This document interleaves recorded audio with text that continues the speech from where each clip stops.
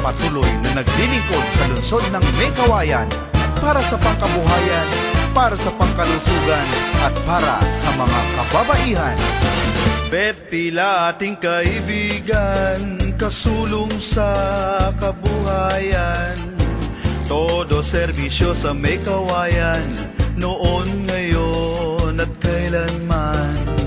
Bet pila ang kaakbay natin, malinis kanyang layunin. Bet pila tunay ang hangarin, May Kawayan paunlarin.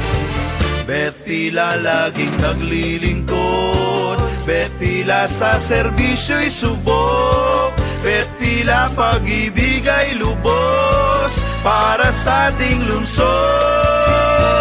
Sa kabuhayan at kalusugan, si bet pila ang asahan. Tinig ng mga kababaihan, karapatan, paglalaban. Bet pila, ipaglalaban ang karapatan ng mga kababaihan sa lungsod ng May Kawayan para sa ating kalusugan at pangkabuhayan. Bet pila.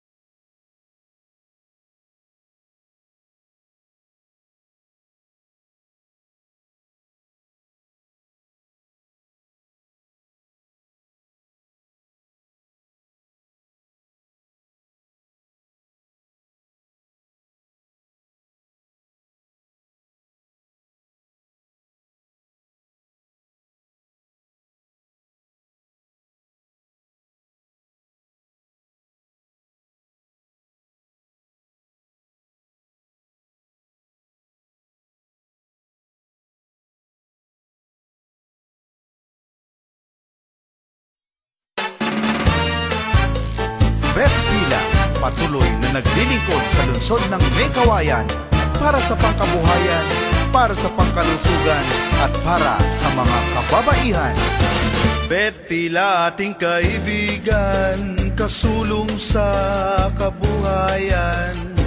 Todo serbisyo sa May Kawayan, noon, ngayon at kailanman.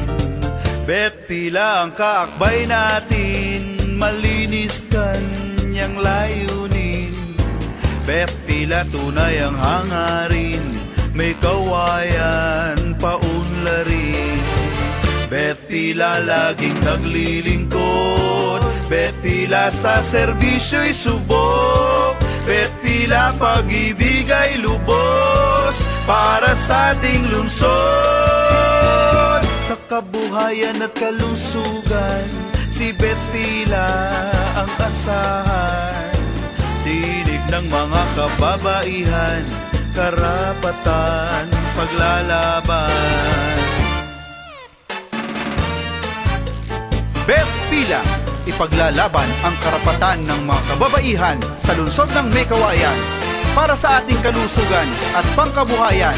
Bet pila, may free livelihood training program, cellphone repair, beauty care and hair cutting, recycling, waste recycling, meat processing, chocolate molding, reflexology, motorcycling repair, candle making, soap making, balloon arrangement, flower arrangement, slipper and bag making, stuffed toy making, perfume making, candy making, empanada butche making, vegetable processing, para sa ating kabuhayan, para sa ating pag-asenso.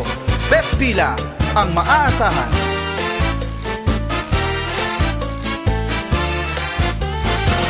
Bet Pila laging naglilingkod, Bet Pila sa serbisyo'y subok, Bet Pila pag-ibig ay lubos para sa ating lungsod.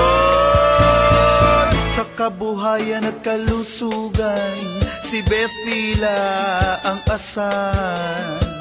Tinig ng mga kababaihan, karapatan, paglalaban. Bet Pila ating kaibigan, si Bet Pila nakalaan. Kagapay sa kabuhayan, gabay mo sa